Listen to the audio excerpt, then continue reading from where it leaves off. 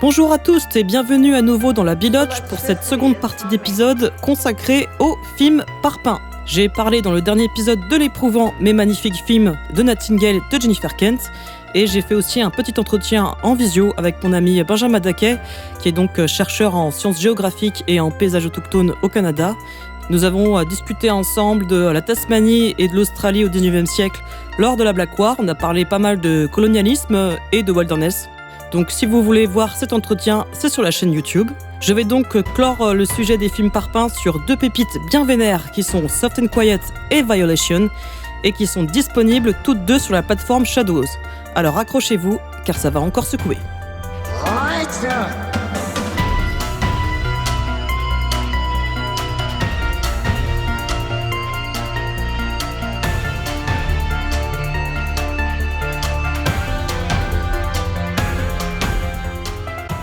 Je vais commencer par mes fameux trigger warnings comme j'ai fait dans l'épisode précédent et que je ferai désormais à chaque fois. Et en petite nouveauté, je vais préciser aussi les trigger warnings s'ils sont graphiques et ou hors champ parce que ça peut quand même faire une différence selon les sensibilités de chacun et chacune. Je vous rappelle encore une fois de prendre bien soin de vous, de ne pas vous exposer à des films ou toute œuvre dont les trigger warnings vous seraient trop coûteux. On a tous nos limites et c'est complètement ok. Ménagez-vous avec des films feel good, faites des pauses, sortez prendre l'air et surtout ne restez pas enfermés avec moi dans la Biloche, même si vous adorez comme moi passer de très mauvais moments. Alors, vous êtes prêts ? Allez, on se tient par la main. Trigger warning pour le film Soft and Quiet. Violence verbale, raciste et homophobe. Persécution et humiliation montrées à l'image. Agression sexuelle hors champ. Trigger warning pour le film Violation. Violence graphique montrée à l'image. Violence sexuelle hors champ. Nudité masculine frontale. Ah, qu'est-ce qu'on se marre dans la Biloche. Bon, vous êtes prêts ? Allez, c'est parti. Parlons d'abord du charmant Soft and Quiet, premier long métrage intense tourné en un seul plan séquence par la réalisatrice Beth de Aroro. Alors j'espère prononcer à peu près correctement son nom de famille. La réalisatrice est à moitié brésilienne et chinoise. Du coup, il me semble que on prononce Araro quand c'est écrit A-R-A-U-J-O. Mais voilà, je vous l'épelle pour qu'il n'y ait aucune ambiguïté et que vous puissiez retrouver facilement son nom sur les internets. Pour vous faire un résumé bref et sans spoiler de Soft and Quiet, on suit la journée d'Emily, une institutrice qui organise une réunion avec des femmes aux mêmes idées qu'elle. Et ce groupe va ensuite avoir une altercation avec deux sœurs, avec lesquelles visiblement Emily aurait eu un passif mouvementé. Alors, ce résumé est sans spoiler, mais ça va être très compliqué de ne pas en faire quelques-uns dans cet épisode. Si vous souhaitez vraiment ne rien savoir sur le contenu du film, je vous invite à écouter l'épisode après l'avoir vu. Le film a été produit par la société Blumhouse, qu'à mon avis vous connaissez déjà, puisqu'ils ont produit beaucoup de films d'horreur depuis les années 2000. Pour n'en citer que quelques-uns de connus, il y a donc les Paranormal Activity, les Insidious, certains films de Shyamalan, etc., etc. Donc forcément, la société a été un soutien majeur, bien qu'on parte sur un film à tout petit budget, avec une équipe de tournage réduite à une vingtaine de personnes, incluant le casting. Donc toute l'équipe de tournage et de post-production est assez mixte, je dirais même qu'il y a une légère majorité de femmes, et ça fait toujours du bien de le savoir. Le tournage a duré 1 semaine, incluant 3 jours de répétition intense et 4 prises en plan séquence. Et au final, au montage, ils ont gardé un bout de la prise 3 et 4, ce qui fait du film, on va dire, un faux plan séquence, en quelque sorte, mais ça reste quand même un format de mise en scène assez éprouvant, surtout en vue du sujet du film. Au casting, on a Melissa Paulo qui joue le rôle d'Anne, une jeune femme d'origine asiatique qui va rencontrer donc Emily, l'institutrice du film. Elle est jouée donc par Stephanie Estes, qu'on a vu notamment dans la série Légion et Tales from the Loop. Dans un interview, l'actrice Melissa Paulo confie avoir souffert de stress post-traumatique pendant et après le tournage du film, alors que vraiment l'équipe a fait de son mieux pour que ce soit vraiment dans un environnement le plus safe possible. Notamment, la réalisatrice avait mis en place un groupe de parole et des séances de méditation et de sophrologie qui avaient lieu donc à chaque fin de journée de tournage. Je vous rappelle que le film a été tourné sur 4 jours, 4 jours, 4 prises. Mais bon, personnellement, je pense qu'à partir du moment où on décide de faire un film sans coupe, contenant pas mal de violences verbales et psychologiques, c'est difficile de pouvoir sécuriser l'intégrité physique et émotionnelle de l'ensemble de son équipe, surtout le casting, qui performe des scènes assez dures. D'autant plus que le tournage s'est passé peu de temps après la fusillade de masse du 16 mars 2021 à Atlanta, qui a fait 8 victimes d'origine asiatique.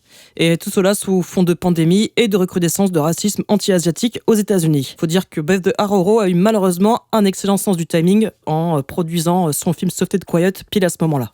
D'ailleurs, dans cette interview que j'ai trouvée sur Internet assez facilement, parce que vous n'avez pas beaucoup de vidéos d'interview, du casting, c'est souvent des podcasteurs comme moi passionnés qui ont posé quelques questions. Et Melissa Paulo dit donc qu'elle n'a pas eu besoin de préparation pour ce rôle, puisque en gros c'est son quotidien. Ça m'a fait penser que récemment, j'ai une amie qui m'a dit « Ah, j'aimerais bien voir Soft and Quiet ». Et c'est une amie qui est d'origine asiatique. Et je lui ai dit « Attention, gros trigger quand même. Voilà, c'est du racisme assez vénère anti-asiatique ». Et elle m'a répondu « Oh bah écoute, ça fait plus de 30 ans que je suis en France et que je me tape ça au quotidien ». Je me suis sentie très con du coup lui avait fait faire part de ce trigger warning et voilà, j'en profite juste pour l'embrasser très fort ici. Voilà, Laura, merci encore de m'écouter. J'espère que Soft and Quiet te plaira et je serai ravie de pouvoir en discuter un petit peu avec toi très prochainement.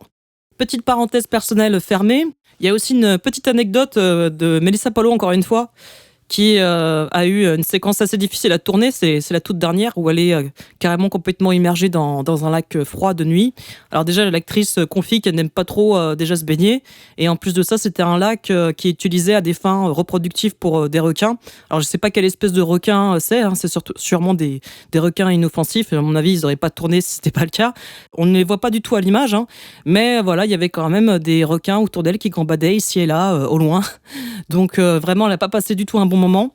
Et dans la petite anecdote de sororité un petit peu mignonne, il y a tout le casting qui a veillé avec elle sur le rivage pour l'encourager, la soutenir, alors que le reste du casting pouvait très bien rejoindre leur caravane pendant cette séquence où ils ne sont pas en fait. Et ça, je trouve que c'est une belle anecdote de sororité. Maintenant, pour en venir sur le procédé spectaculaire du film, donc du plan séquence, c'est toujours impressionnant techniquement. Après, ça ne fait pas d'un film ou d'une série un chef-d'œuvre. Je pense notamment à la série Adolescents sur Netflix, que j'avais trouvé en effet très sophistiquée et techniquement très maîtrisée, mais je me suis pas senti plus bouleversé que ça dans le récit. Bon, après, les goûts et les couleurs, encore une fois. C'est devenu un trick un peu facile, le plan séquence, qui est de plus en plus utilisé dans les séries contemporaines et que je trouve de moins en moins justifié. Bon, c'est peut-être mon côté boomer qui parle aussi. Mais cela dit, j'ai quand même trouvé le plan séquence de l'épisode 2 saison 1 de Daredevil assez cool à regarder, même si en gros ça reprend vachement l'idée de la séquence bagarre du couloir dans Hot Boy.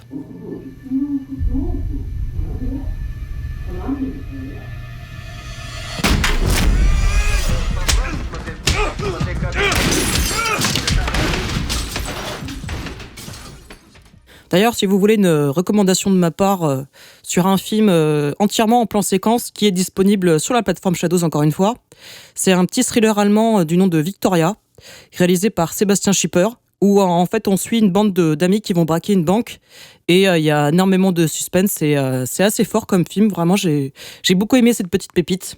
Donc voilà, je vous le recommande.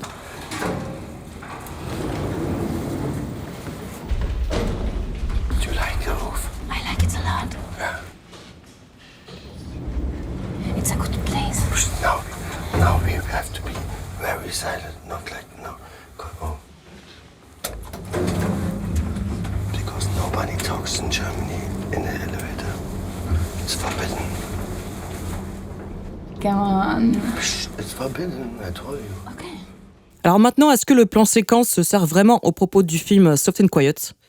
Personnellement, je dirais que oui, parce que clairement, le format plan séquence participe au côté gros parpaing qu'on va se manger dans la figure. Et c'était l'intention initiale de la réalisatrice Beth de Harrow, et il faut dire qu'elle réussit très bien. La brutalité du propos escalade au fur et à mesure, et on vit clairement le film. C'est assez fort également de pouvoir suivre en temps réel comment la haine se construit jusqu'à un point de non-retour. Alors, le film Soft and Quiet est loin d'être parfait. Notamment, il y a des moments que j'ai trouvé un peu longs parfois pour son côté Elephant de Gus Van Sant, c'est-à-dire que vous allez voir souvent quelqu'un de dos marcher d'un point A à un point B. Ça va bien 5 minutes, mais au bout d'un moment, ça finit par lasser et ça ne sert pas tellement à la narration. Mais le film m'a quand même suffisamment happé pour prendre le temps de vous en parler ici.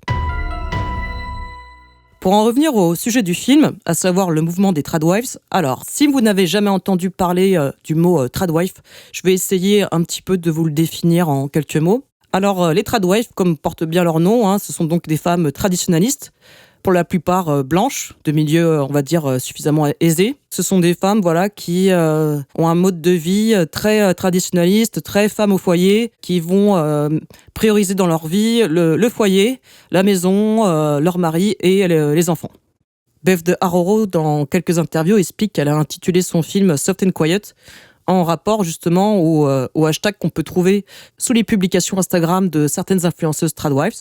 Ces femmes se définissent notamment comme douces et calmes, des qualités requises, on va dire, pour être une bonne tradwife.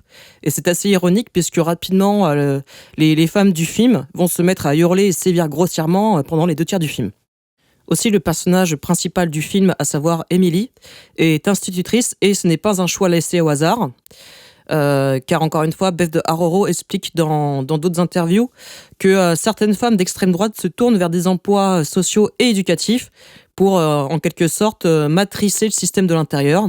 Et je vous laisse imaginer qu'est-ce que ça donnerait des cours d'histoire géo s'ils sont animés par une institutrice aux idées d'extrême droite.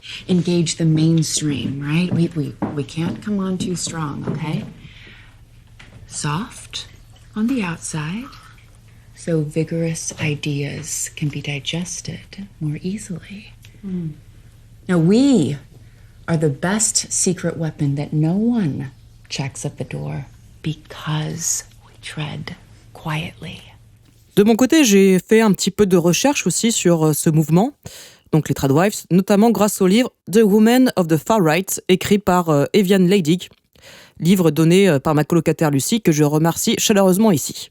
Et dans ce livre, il y a un chapitre qui s'intitule The Making of Tradwives, qui relate qu'il y a de nombreux comptes de tradwives qui vont mettre en avant surtout des recettes gourmandes et healthy de produits issus évidemment d'Europe du Nord, et elles n'expriment pas de manière claire leurs convictions politiques. Par contre, si on creuse un petit peu plus, on s'aperçoit que les produits qu'elles utilisent pour leurs recettes sont sponsorisés par des chaînes alimentaires suprémacistes, comme par exemple la marque Red Rice, connue pour leur négationnisme. Ça coupe un peu l'appétit. Dans ces contes tradwives culinaires, ce qui est mis en avant, c'est vraiment une culture extrêmement genrée, à savoir la femme mère qui doit nourrir le foyer familial et tenir impeccablement sa maison. Et ces tradwives sont particulièrement attachées à une alimentation saine lorsqu'elles sont enceintes, afin de créer des bébés forts, entre guillemets, parfaits, et cela à des fins de perpétuer la race aryenne. Tout un programme sympathique de fibres gourmandes pour, au final, nous pondre des Adolphe et des Jordan. C'est ce que j'appelle une triste vie. Am I really that scary? I'm a mother of 4 pregnant with number 5 right here. And this club just really appeals to me because, well, it's like I always say, it starts with the mamas and what they're teaching their babies. Oh, bless you. Well, and I'm not here to cause a fuss. I'm not here to say, lynch them all, like people may think. No, I'm just here to talk common sense. Dès l'ouverture du film Soft and Quiet, on assiste à Emily qui fait un test de grossesse, dont on ne connaîtra pas de suite le résultat. Et ce test de grossesse est un élément phare du film, puisque le sujet de la procréation reviendra ici et là pour développer et cerner davantage le personnage d'Emily, qui essaie d'incarner la figure de la tradwife parfaite. Donc une femme blonde, une plutôt belle femme, qui porte des tailleurs blancs bien apprêtés et qui en plus de ça est bonne cuisinière. Alors après ce test de grossesse, on arrive rapidement à la réunion de ces femmes autour d'un goûter préparé par leurs soins. Du coup, j'ai trouvé ça plutôt intelligemment amené de la part de Beth de Harrow, qui nous met sur la piste des tradwives avec des thèmes phares comme la maternité et la cuisine, mais sans que ça nous saute directement aux yeux. Il faudra attendre la fameuse scène de révélation d'une tarte découpée en forme de croix gammée pour comprendre qu'on est plus dans le film Klaus Barbie que Barbie tout court. Ah, c'est bientôt Noël. Pensez-y. Poupée Klaus Barbie. D'ailleurs, dans cette même séquence, on apprend lors de cette réunion qu'elles se nomment les Daughters of Aryan Unity, donc les filles de l'unité aryenne. Et en fait, il existe vraiment un mouvement néo-nazi qui s'appelle les Women of Aryan Unity. Il y a plusieurs éléments ici et là de groupuscules, codes et expressions suprémacistes dans le film qui montrent que la réalisatrice a bien rodé son sujet avant de se lancer dedans.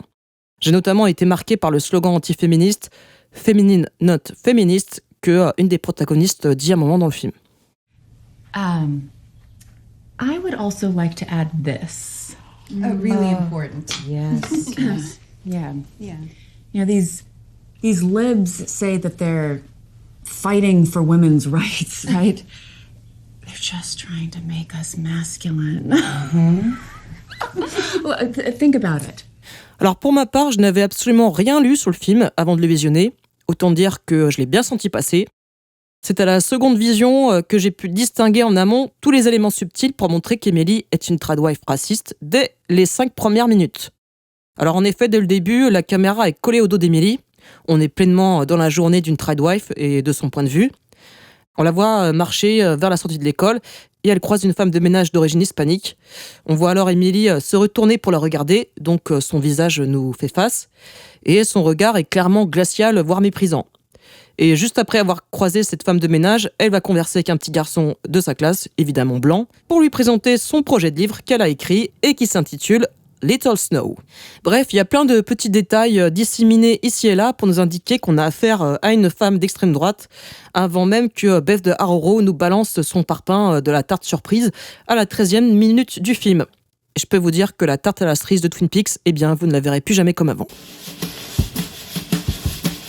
How about a nice big piece of cherry pie?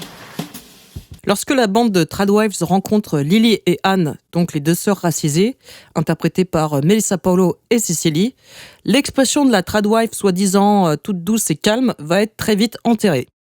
On assiste à un déferlement d'injures souvent racistes et sexistes, notamment via le personnage de Leslie, qui se présente d'abord comme la cadette du groupe assez timide et réservée, et en fait, elle va s'avérer être la pire protagoniste du film, une sorte de white trash qui prend plaisir à bully des personnes racisées. Aussi, le film s'attarde donc sur des portraits de femmes, mais on voit aussi le mari d'Emily, joué par un certain John Beavers, qui va assister pantois au déchaînement de sa femme et de sa bande de copines pour harceler ses deux jeunes sœurs. Ce qui est intéressant, c'est que le personnage masculin ne met pas en avant un type facho, macho. Au contraire, il est plutôt soumis à sa femme. Et cette dernière ne va pas manquer de l'insulter en des termes homophobes et sexistes lorsqu'il décide de ne pas participer à sa mission de bullying, quoi. Là, les hommes sont complètement écartés du film, aussi bien à l'image que dans le contenu. Ce sont les Tradwives qui prennent le contrôle et Beth de Harrow met bien en lumière qu'elles sont parfois plus patriarcales, misogynes et virilistes que leurs mecs eux-mêmes.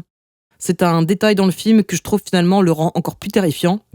Et si le mari d'Emily avait été une sorte d'incel dégueulasse qui les aidait, je trouve que ça n'aurait pas aussi bien fonctionné.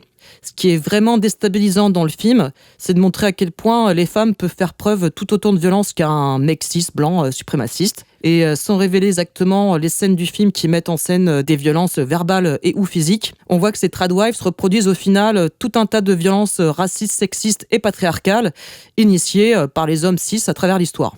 Et du fait qu'elles soient dans le mimétisme, je trouve ça assez ironique pour des meufs qui se disent féminines, alors que bon, finalement, elles reproduisent les violences des hommes.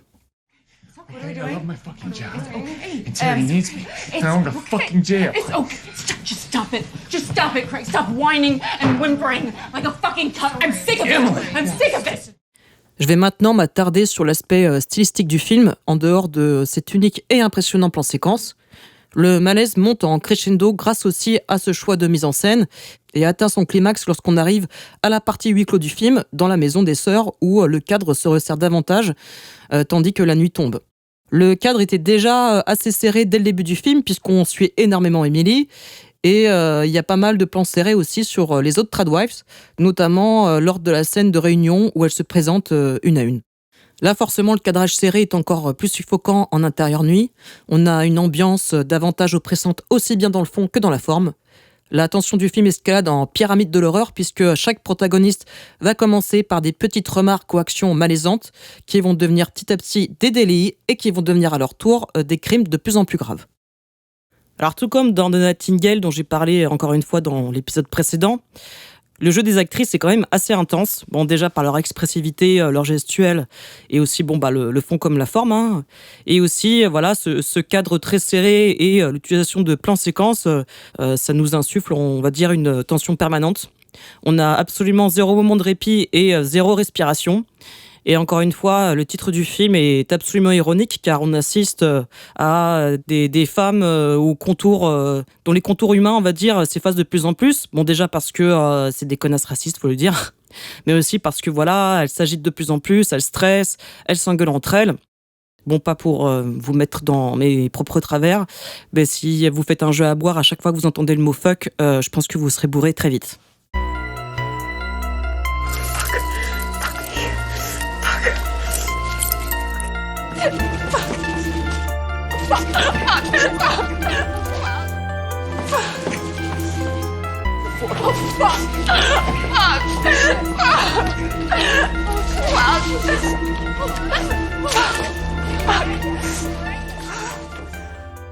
Il y a une dernière scène dont je voulais parler, c'est un moment où Emily élève enfin la voix. Elle n'est plus à son tour soft and quiet, même si c'est pas du tout une meuf non plus discrète, réservée. Au contraire, c'est un peu la chef de file du groupe. Elle prend les décisions, c'est une femme d'action. Mais jusque-là, elle a peut-être un ton ferme, mais elle n'élève jamais la voix. Et donc il y a ce moment où elle perd totalement le contrôle, au même titre que ses complices. Et ce moment de débordement précède un silence brutal où le son à l'image est littéralement coupé, je dirais dans les 20-25 dernières minutes du film. Et c'est un moment qui marque pas mal parce que déjà on s'y attend pas, mais aussi parce que la coupure du son est vraiment très nette et le silence est assez long, je dirais à peu près 1 minute. Faites 1 minute de silence, vous verrez que quand même ça dure un petit moment.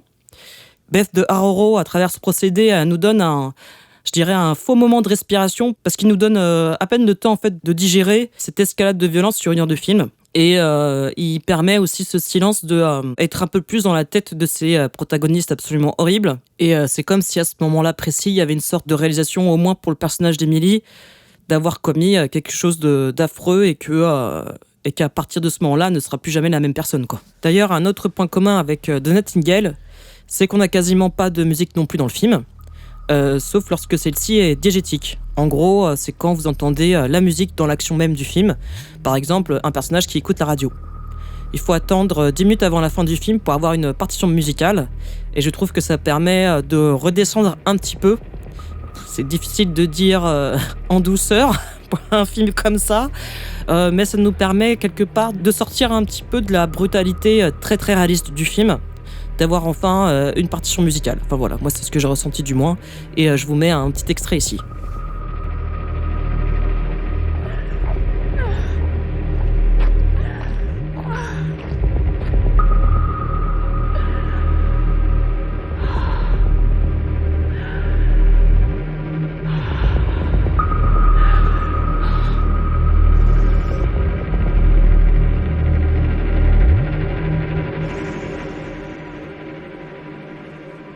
En conclusion, Soft and Quiet, c'est une bonne découverte. C'est un film assez original qui explore le monde non merveilleux des Tradwives et que derrière leur image faussement inoffensive qu'on peut voir sur les réseaux sociaux avec leurs recettes plus ou moins gourmandes, se cachent en fait des associations pro-Ku Klux Klan, négationnistes et tout un lobby raciste qui est prêt à engager des actions dangereuses contre toute personne qui ne correspond pas, disons, au fantasme de la bonne petite famille nucléaire blanche et chrétienne. Avec tout ce qui se passe politiquement aux États-Unis, mais pas que malheureusement, ce film est encore ancré dans un contexte tout à fait d'actualité et il permet de comprendre que les violences racistes et homophobes dites isolées sont en réalité le fruit d'idées nauséabondes de groupes puissants d'extrême droite et qu'à tout moment la haine peut prendre des proportions cauchemardesques. C'est un film coup de poing qui nous rappelle que le néonazisme 2.0, notamment via donc le mouvement des Tradwives, n'est que la face cachée d'un système suprémaciste destructeur. Sur ce, je vous laisse méditer là-dessus. C'était donc Soft and Quiet que vous pouvez trouver sur la plateforme Shadows et que vous ayez envie et la motivation de le voir. J'espère en tout cas que le billet que j'ai fait sur ce film vous a plu. Et avant d'enchaîner donc sur les films Violation, voilà, je vous remets mon petit thème musical pour alléger un petit peu tout ce qui a été dit précédemment et aussi en profiter pour parler un petit peu de mon actualité et de ce que va devenir donc la Bilodge.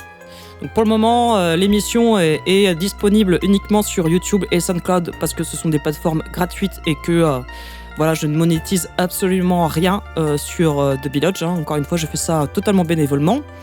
Et aussi que j'attends d'avoir un peu plus de matériaux avant de investir pour être sur des plateformes comme Spotify, Deezer et compagnie. J'en profite pour vous annoncer que le format de The Biloch va évoluer. En effet, à partir du prochain épisode, ce sera maintenant un seul film dont je parlerai à chaque fois, mais je garderai le format de thématiques. Donc par exemple, je continuerai à parler toujours de 3-4 films. Voilà, vous avez eu un spécial comédie horrifique, vous avez eu un spécial film parpaing, et il y aura donc bientôt un spécial film sur tout ce qui touche aux adolescentes et le passage adolescente-adulte, donc chez les personnages féminins, toujours réalisés par des réalisatrices. Et voilà, du coup, ça sera mieux visible, mieux organisé et peut-être plus digeste aussi pour vous. Et voilà, donc j'espère que ce nouveau format vous plaira aussi. Et je vais conclure maintenant cette trilogie des films parpaings avec donc le film Violation.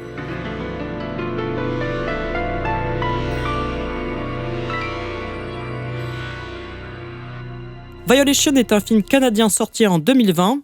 Il est réalisé par Madeleine Sims Fewer, qui est également actrice principale dans le film, et Dusty Mancinelli. C'est une co-réalisation mixte. Ce sont deux amis qui se sont rencontrés au TIFF Talent Lab en 2015 et qui depuis ont collaboré sur plusieurs courts-métrages jusqu'à aboutir à ce premier long-métrage, donc Violation. Ils viennent aussi de réaliser un second long-métrage intitulé Honey Bunch, qui est une comédie noire avec une vibe sci-fi et qui a été projeté notamment à l'Étrange Festival en septembre dernier. Honey Bunch devrait sortir le 18 février prochain aux États-Unis, donc à voir s'il bénéficiera d'une sortie en salle en France ou s'il faudra se reporter en VOD. En tout cas, voilà, j'ai hâte de le voir car j'ai cru comprendre qu'il sera bien plus léger que leur premier opus dont je vais parler ici, mais en même temps, ça aurait été difficile de faire pire en termes de somme. Je suis pas venue ici pour souffrir, ok ?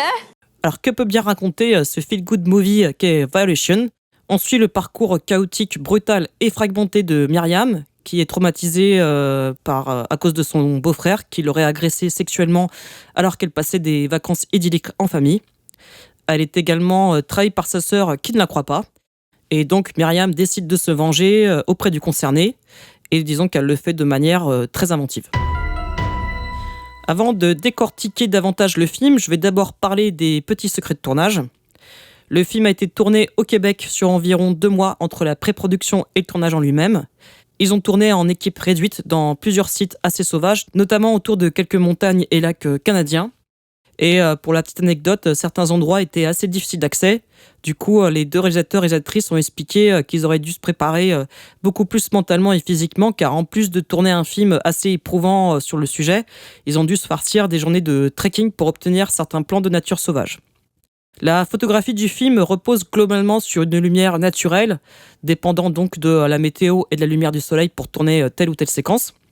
Et pour les lieux intérieurs, ils ont utilisé des ampoules domestiques, des jeux de lumière avec des rideaux. Donc tout cela contribue à une image assez brute et naturelle. C'est une intention que les deux réalisateurs et réalisatrices se sont accordés assez tôt. Et ils ont accordé pas mal d'importance aussi entre le sujet du film et l'aspect miroir avec la nature sauvage. Donc on a pas mal de gros plans sur des insectes. Il y a une araignée qui revient ici et là dans quelques plans. Et aussi des animaux plus sauvages, comme par exemple un loup qui dévore un lapin. Et voilà, toute cette faune et flore ponctue le film un peu comme un personnage à part et qui a un rôle de clé de voûte en quelque sorte puisque la narration est totalement fragmentée. On va dire que le film se découpe en 3 arcs narratifs principaux et qui ne sont pas du tout montrés dans un ordre chronologique. C'est à nous, en tant que spectateurs, de reconstituer le puzzle du film. Donc on a d'un côté le premier arc qui est toute l'introduction et le développement des personnages du film, donc à savoir Myriam interprétée par Madeleine Sims Fewer. Il y a sa sœur Greta, son beau-frère Dylan, donc son agresseur, et enfin son mari Caleb. On découvre au fur et à mesure du film leur lien entre eux tous, leurs souvenirs d'enfance liés au lieu de vacances où ils se retrouvent, les conflits interfamiliaux des uns et des autres également. On a un second arc narratif ensuite sur toute la partie des traumas de Myriam, donc l'agression en elle-même, mais aussi la vengeance brutale qu'elle va commettre derrière. Et enfin, le troisième arc narratif, on va dire que ce sont toutes les conséquences de ces 2 traumas sur elle-même et sur son entourage. Listen, I don't want to do this right now. If you can't help me without starting a fight, then just go inside. I'm not starting a fight, Greta. He insisted on hosting this year, motherfucker. He's taking advantage of you. Don't. On pourrait facilement s'imaginer un film avec beaucoup de surenchères, aussi bien graphiques qu'émotionnelles. Il est vrai que le titre du film est tout de même assez explicite. Violation, c'est quand même pas rien comme titre comme choix de titre de film. Et c'est assez désarçonnant parce que le film, en réalité, il est très basé sur la mémoire traumatique fragmentée, avec beaucoup d'ellipses et de non-dits. Le film n'est pas non plus très bavard. Je n'ai pas senti, du moins, qu'il y avait telle ou telle réplique de trop. On a surtout de la violence graphique, surtout l'aspect de la vengeance, mais ce sont des violences qui sont infligées post-mortem. Alors moi, perso, ça me choque moins de voir un cadavre prendre cher qu'une personne encore en vie, car au moins la personne ne souffre pas. Mais bon, on n'a pas toutes les mêmes limites. Donc si l'idée de voir 50 Shades of comment se débarrasser d'un corps est un sujet trop trigger pour vous, clairement ne regardez pas ce film, car en effet, il est assez inventif de ce côté-là. Alors, tout comme The Nightingale, Violation est un anti-rape and revenge. J'avais déjà parlé un petit peu de ce genre de film dans mon épisode sur The Nightingale, je ne vais pas revenir dessus. Et il prend totalement à contre-pied les codes de ce genre-là avec une narration complexe, voire dissociée, à l'image des troubles traumatiques de Myriam. On a également une inversion des genres, car ça va être le corps de l'agresseur qui va être objectifié. Alors attention, je précise tout de suite que la scène d'agression en elle-même n'est pas du tout objectifiée, ni pour le protagoniste masculin, et encore moins pour le personnage féminin, donc Myriam. Alors je vais absolument pas détailler de comment se passe l'agression sexuelle, très peu pour vous, très peu pour moi, mais tout ce que je peux vous en dire, c'est que la mise en scène est assez minimaliste. En plus d'avoir pas mal d'hors-champ et de suggestions, il y a aussi comment cette scène est amenée en fait en termes d'écriture, puisque Myriam, elle est assez proche quand même de son beau-frère Dylan, et ils s'entendent bien, ils se séduisent un petit peu aussi. Il y a tout un jeu un petit peu ambigu entre eux deux. Mais voilà, en aucun cas, Myriam ne consent à aller jusque-là. Et voilà, je trouve que les deux réalisatrices font en sorte qu'on n'atteint pas du tout de la zone grise. Franchement, l'acte de criminel est assez clair. Mais on est très très loin de l'imaginaire collectif, en effet, encore une fois, de l'agression sexuelle qui se passe au bout d'un tunnel de manière horrible comme dans Irréversible. Encore une fois, c'est souvent des gens qu'on connaît. Alors pour en revenir du coup à la nudité masculine, c'est assez frontal, puisque le vilain Dylan va se retrouver le sgeg à l'air avant de passer à un très mauvais moment. Et donc il n'y a pas du tout d'agression sexuelle dans cette scène-là, et il n'y a pas non plus d'émasculation, contrairement à ce que j'ai pu lire à droite à gauche comme article. Je me suis dit, mais attends, Violation, il y a de la mutilation génitale, je me rappelle pas. Et j'ai dû quand même revoir 3 fois cette séquence pour être sûr de ne pas être passé à côté de quelque chose. Donc, je vous l'annonce, aucun zizi n'a été maltraité pendant le tournage. Voilà, je faisais une petite parenthèse d'humour un peu débile parce que je pense que c'est un peu nécessaire de faire quelques moments de respiration quand on parle d'un sujet, un film au sujet pas franchement feel good. Et sinon, dans les interviews, moi j'ai découvert que, et je pense que c'est assez important de le préciser, que les deux réalisateurs et réalisatrices ont subi eux-mêmes des abus venant de proches. Et ils avaient clairement l'intention de faire un film pour régler leur compte, en quelque sorte, et dire tout ce qu'ils avaient à dire. Donc c'est un film très cathartique autour du stress post-traumatique et des conflits interfamiliaux qui se jouent quand la victime révèle au grand jour ce qu'elle a subi et tout le déni qui en découle. Il n'y a pas de volonté en tout cas d'être dans la provocation. Pour moi, le duo de réalisateurs-réalisatrices avait besoin de faire un film assez brut, juste, très organique et encore une fois avec une réalisation très fragmentée à l'image probablement de ce qu'ils et elles ont vécu dans leur vie. Ce que j'ai trouvé intéressant, c'est de montrer que la vengeance, en plus de ne pas être cathartique, continue carrément à alimenter le trauma de violence sexuelle qu'a vécu Myriam. Clairement, elle ne s'en sort pas. Il y a parfois l'illusion que ça va lui permettre de passer à autre chose, mais non, la réalité la dépasse de très loin. Et en bref, la mise à mort n'est pas du tout glorifiée. Au contraire, on ressent même de la compassion pour Dylan sans pour autant justifier ce qu'il a commis précédemment. Le duo de réalisateurs et réalisatrices ont souligné à quel point les rapports humains sont complexes, que ce soit entre deux sœurs, entre deux amants, entre deux amis, et que le schéma victime-bourreau n'est jamais figé. Les bourreaux peuvent devenir des victimes et les victimes des bourreaux, et cela encore une fois sans jamais excuser toute forme de violence. Il y a toute une réflexion aussi sur la morale. Myriam de nombreuses fois s'interroge explicitement si elle ne serait pas, et là je cite, une mauvaise personne. Et il y a notamment une scène avec Dylan autour d'un feu de camp en tête-à-tête où il lui rétorque « Je crois qu'on est tous deux des personnes horribles ». Je vous mettrai l'extrait juste après. Et en effet, Myriam, même avant qu'elle ne commette son meurtre, n'est pas toujours très sympa avec sa sœur. Elle se montre également assez lâche face à son mari Caleb, qu'elle tient à distance car elle est dans l'incapacité de communiquer avec lui sur les obstacles de son couple. À mon sens, c'est plus simple de s'identifier à un personnage faillible comme Myriam. On a tous été le con de quelqu'un à un moment ou un autre de sa vie.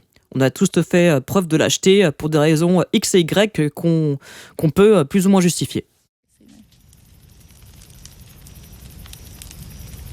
I think it's like what Lenin said.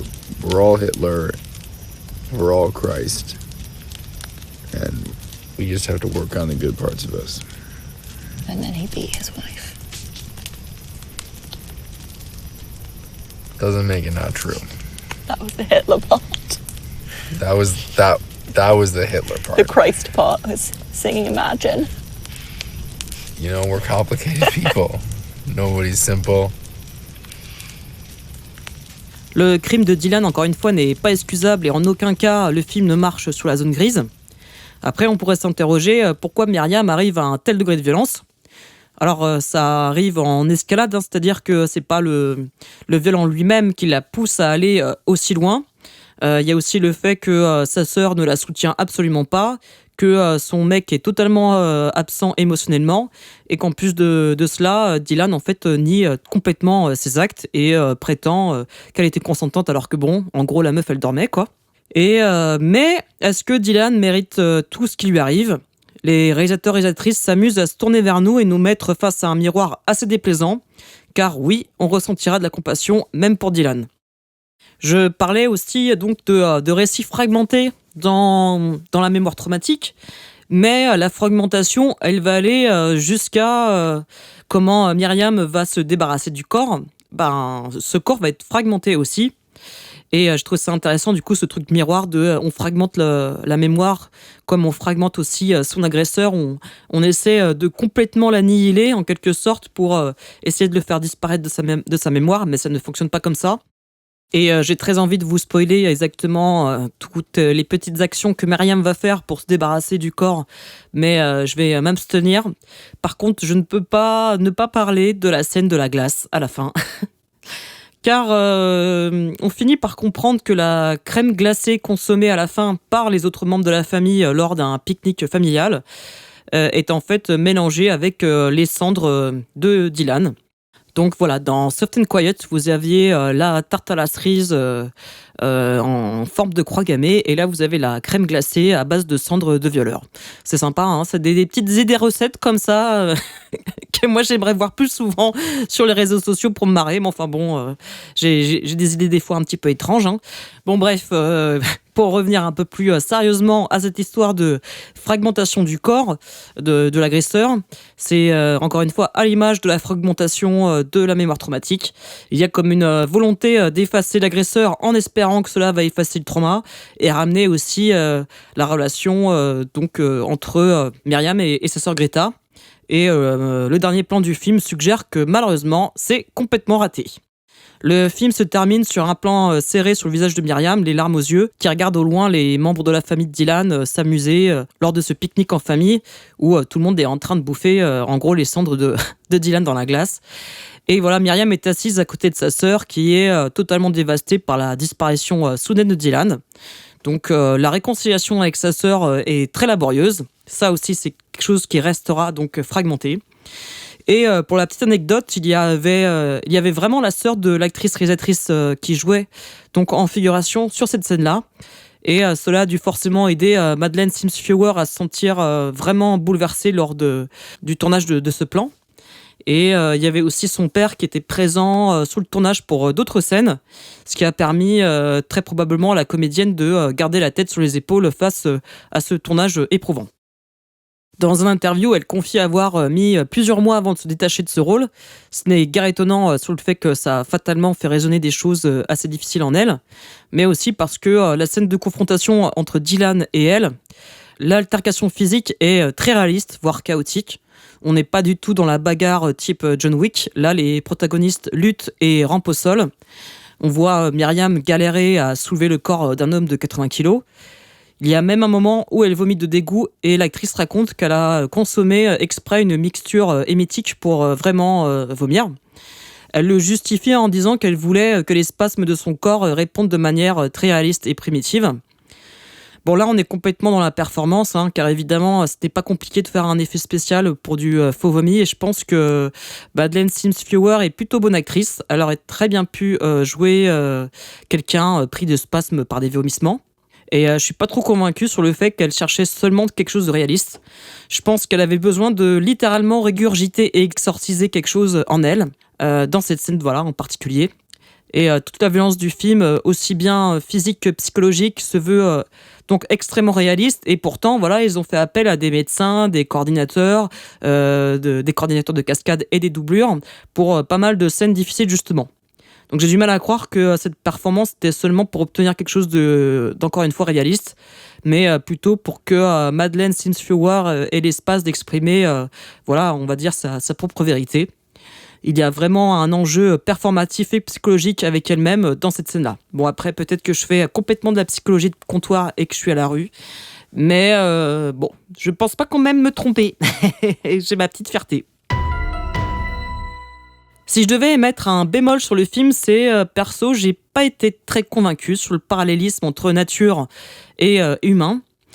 J'ai bien saisi qu'il y avait un discours un peu de conte cruel, voilà, un parallélisme entre les instincts des animaux prédateurs qu'on ne juge pas, alors que la morale est quelque chose de profondément ancré chez les humains. On ne fait que se juger et juger les autres en permanence.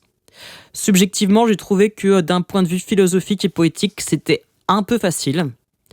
Les plans de nature, cela dit, ne sont pas déplaisants et j'ai bien aimé les utilisations de flots, de lumière naturelle, d'écran en noir pour sublimer encore une fois la fragmentation de la mémoire traumatique. Voilà, sur la forme, c'est très joli, mais le fond est pas toujours incroyable. Cela reste tout de même un assez bon film qui donne une bonne poussée de fièvre. Sinon, il y a un autre point du film que j'ai bien aimé, et c'est clairement la qualité d'écriture autour de la relation entre les deux sœurs. Ça se passe parfois de dialogue, c'est juste entre les regards ou un geste. Il y a tout un éventail d'émotions complexes qui s'offrent à nous, entre la trahison, la sororité, la déception, la nostalgie, etc. Et vraiment, je trouve que la complicité des deux comédiennes fonctionne bien à l'écran. Et il y a quand même une scène de dialogue qui montre vraiment les micro-violences interfamiliales sur ce qu'on peut échanger comme paroles qui peuvent sembler banales comme ça et finalement qui deviennent très très blessantes. Et c'est lorsque Myriam confie à sa sœur qu'elle ne fait plus l'amour avec Caleb. Et donc sa sœur Greta lui répond la chose suivante. Sometimes you need to force yourself to fuck the person you're with. Then sex just becomes a way to avoid dealing with all your other problems. Voilà, cette phrase glaçante que sa sœur lui balance, et c'est bien avant le moment où Myriam va subir l'agression sexuelle. Cette réplique, elle est vraiment dure et elle va annoncer quelque part la réaction négative de déni de sa sœur plus tard, mais aussi en une seule phrase montrer que oui, on banalise de manière consciente ou non le viol conjugal, que la pression sexuelle dans le couple est un vrai sujet et que bon, la construction de la phrase et des mots qu'elle choisit est totalement dans la culture du viol. Et voilà, elle lui dit quand même, tu as besoin de te forcer. Donc voilà, c'est quand même hyper violent. Aussi, Myriam souffre totalement du syndrome du sauveur. Elle veut absolument sauver sa sœur et au final, elle fait complètement de la merde.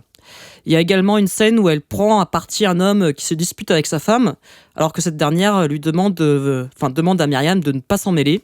Bref, je ne vais pas détailler encore plus de scènes que ça, mais on assiste plusieurs fois dans les relations des personnages au triangle de Karpman. Je vulgarise un petit peu le concept. En gros, c'est le schéma relationnel du sauveur, du bourreau et de la victime.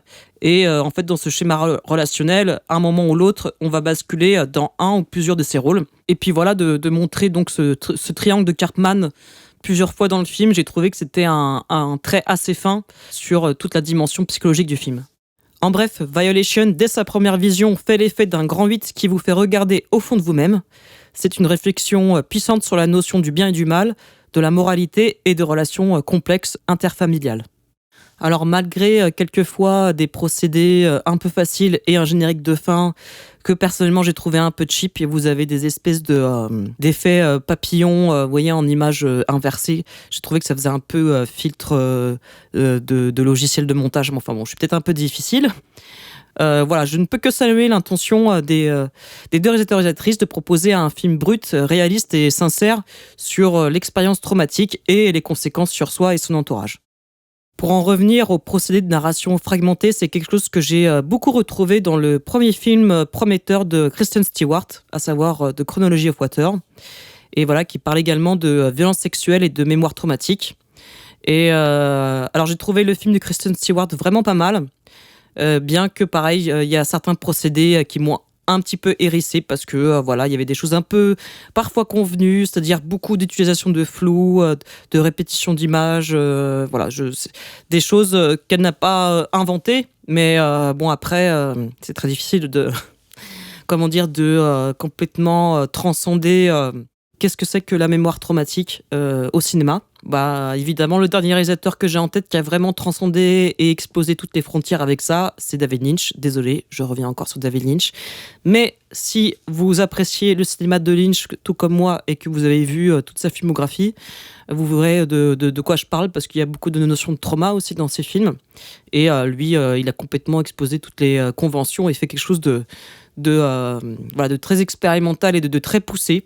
Et c'est difficile aujourd'hui, voilà, je pense, de réussir à faire exploser d'autres codes, mais je pense qu'on n'est pas à l'abri d'un ou d'une génie qui arrive et nous propose un format complètement, très personnel et inventif de comment montrer le trauma à l'écran.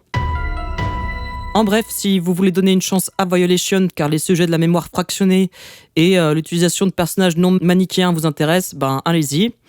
Et si vraiment tout ce qui est autour des traumas et le côté un peu film à petit budget de film d'auteur vous intéresse absolument pas, évitez de vous faire souffrir, passez votre chemin. Mais sachez quand même que de toute manière, Dusty Mancinelli et Madeleine Sims-Fewer vont sortir d'ici un mois ou deux, qui s'appelle donc Honey Bunch, qui sera donc une comédie mêlant science-fiction et un petit peu thriller, de ce que j'ai cru comprendre. Donc voilà, moi en tout cas je le regarderai pour me faire mon propre avis et voir un petit peu le chemin qu'ils ont parcouru jusque-là. D'ici là, on se retrouve bientôt pour parler de 3 autres films de réalisatrices et qui parlent des merveilles de la puberté chez les adolescentes. Il y aura donc Jennifer's Body de Karyn Kusama, que je vous invite absolument à voir parce que c'est quand même un film assez culte. Il y aura également Grave de Julia Ducournau et The Ugly Stepdaughter de Emily Lichfield. J'espère que je le prononce à peu près bien. Voilà, j'ai très hâte de vous parler de ces films. Ça sera donc un épisode, un film. Et très probablement, c'est même sûr et certain, que lorsque je parlerai de Jennifer's Body, je parlerai aussi pas mal du film Ginger Snaps. Et voilà, je vous en dis pas plus pour le moment. Et j'ai très hâte de vous en parler. J'espère que malgré la petite poussée de fièvre des 3 derniers films dont j'ai parlé, ça va toujours bien chez vous. Et j'espère vous retrouver très prochainement dans le prochain épisode de The Lodge. Prenez soin de vous et à bientôt. When you became Denise, I told all your colleagues, those clown comics, to fix their hearts or die. I told all your colleagues, those clown comics, to fix their hearts or die.